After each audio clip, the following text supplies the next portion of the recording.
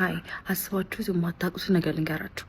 ስንቶቻችንን የቦንዳ ልብስ ስንለብስ ያስተዋልነው ነገር አለ ወይ? ምንድነው የምታስተውሉት? ምንድነው የምታስተውዩ? በሉኝ፣ ጠይቁኛ። ምንድነው መሰላችሁ ማስተውለው? እንደዚሁ ሳስበው በቀደም ዕለት ጸጥ እያሰብኩኝ መንፈስ ከምንለብሳቸው ልብሶች፣ ከምንገዛቸው ሰከንድ ሃንድ ቦንዳዎች፣ ከትሪፍት መንፈስ በጣም ይተላለፋል። እነዛ ሰዎች የለበሱት ልብስ በውሃ የማይነጻ ስፕሪት አላቸው። ኦኬ፣ ብዙ ጊዜ የሞቱ ሰዎችም ልብስ አለ። በአጠቃላይ ሁሉም ማለት አይደለም። ቦንዳ ውስጥ የሞቱ ሰዎች ልብስ አለ። የሞቱ ሰዎች ልብስ አለ። ምናልባት በአካል ብናቃቸው ወይኔ ብለን ፈርተን የምናስቀምጠው አለ አይደለ? የሞተ ሰው ልብሱ ያስፈራል አይደል? እንደዛ ሊሆን ይችላል። ባይጠይ ኦኬ። እና ምንድነው ዝም ብዬ ሳስበው በድሮ ጊዜ ሰዎች እጅ ለእጅ ሰላም አይባባልም ነበር። በጥንት ጊዜ ለምንድን ነው ተከናንበው ነው የሚሄዱት? ለምንድን ነው? ሰው ፓወር አለው። ሰው ማናውቀው ማንረዳው ፓወር አለ። እጅ አይነሳሱም፣ እጅ አይጨባበጡም። ይህ የሚነግረን ነገር አለ። ኦኬ። ሌላ ደግሞ አባቴ ምናልባት በጌታ የሆኑ ሰዎች ታውቃላችሁ። አባቴ አገልጋይ ነበር እና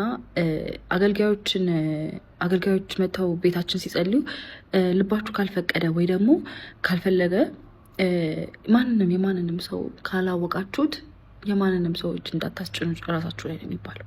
ምክንያቱም መንፈስ ያስተላልፋል።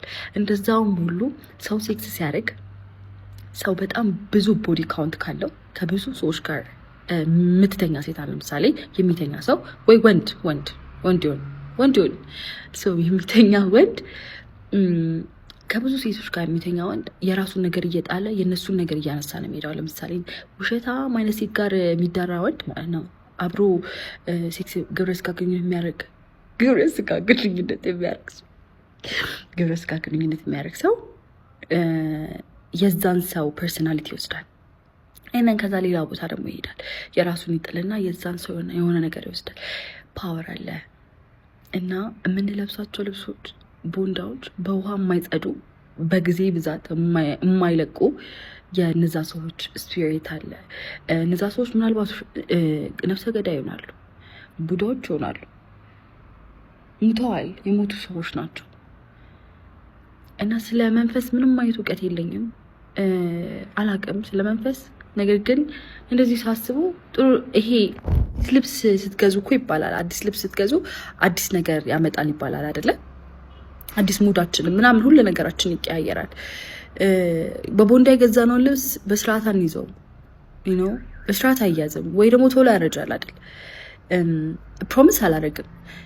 ቦንዳ ትሪፍት ላረግ እችላለሁ፣ ምክንያቱም ኳሊቲ ስለሆነ የሚገራርም እቃ እዚህ ከተማ ውስጥ ካሉ ከ22 እና አንዳንድ ቦታዎች ካሉ ልብሶች እጅግ የተሻለ ስለሆነ ማለት ነው።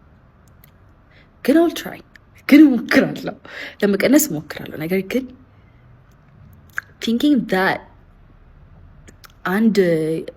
አንድ ዴቪል መጨመር ኮሌክሽን ውስጥ ማለት ነው፣ አስባችኋል?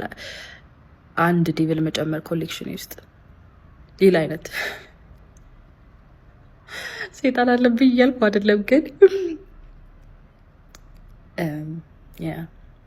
weird. It is weird.